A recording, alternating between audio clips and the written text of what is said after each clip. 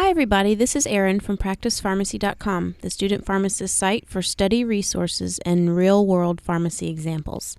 Today I'm going to show you how to measure by the Aliquot method. The first step is to understand how scales are rated. Scales used in the pharmacy should be rated at least Class A.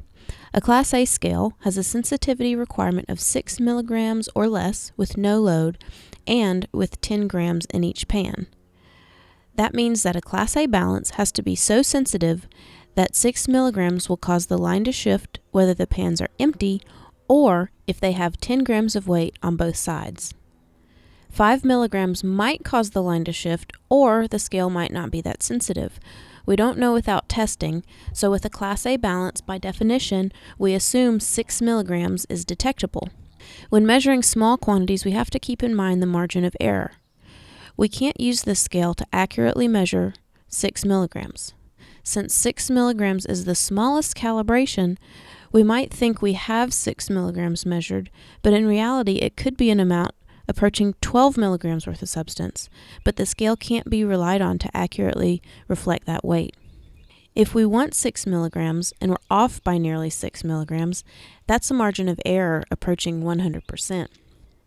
If we accept a 5% margin of error in our measurements, which is reasonable for pharmacy purposes, then the least amount we can weigh on this scale is 120 milligrams. Why? Because 6 milligrams is 5% of 120 milligrams. So if we're off in our measurements by 6 milligrams, we would have anywhere from 114 milligrams to 126 milligrams, which is 120 milligrams with a 5% margin of error. So, the question arises, what do we do when we need to measure a quantity less than 120 milligrams?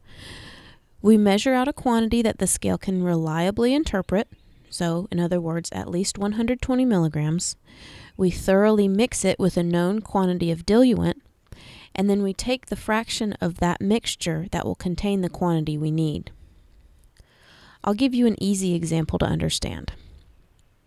Let's say we want 60 milligrams of drug A. We have to measure out at least 120 milligrams of drug A to have a 5% margin of error. So we'll measure out 120 milligrams. We then measure out an equivalent amount of filler, 120 milligrams of filler. A common choice of filler is lactose powder.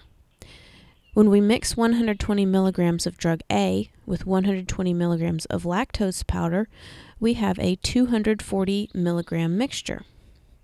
We can then measure out half of the mixture, 120 milligrams, which is an acceptable amount to measure. And as long as the two components are evenly mixed, when we measure out half of the mixture, we'll have half the total amount of drug A and half the total amount of filler. So half of 120 milligrams of drug A that we measured out to begin with is 60 milligrams of drug A, and that's what we wanted. 60 milligrams of drug A is contained in 120 milligrams of the drug diluent mixture. Now let's try one a little more complicated. We want 40 milligrams of drug B. We will measure out a pile of drug B that's 120 milligrams, which is 3 times more than we want when we're done. So this is our pile that we measure out. When we get done, we're going to want a mixture that we can measure out 120 milligrams of, because again, we have to measure at least 120 milligrams. So this will be a mixture of 120 milligrams of drug plus diluent. All right. So for us, that means that this 120 milligrams will contain filler and drug.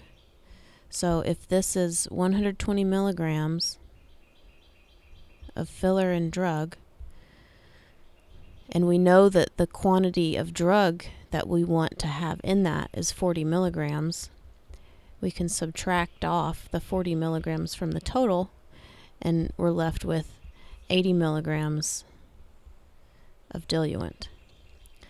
So in this one pile, we want 80 milligrams of diluent.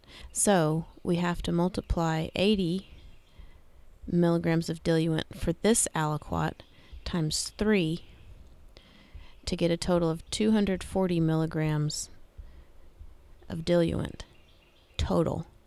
Then when we mix the 240 milligrams of diluent with the 120 milligrams of the drug that we measured out to begin with, we get 360 milligrams of mixture. This is a mixture. Then when we take a third of the mixture, a third of 360 is 120. We can measure out 120. 120 milligrams of this mixture will contain 80 milligrams of diluent and 40 milligrams of the drug. That's it. I hope you found this video helpful.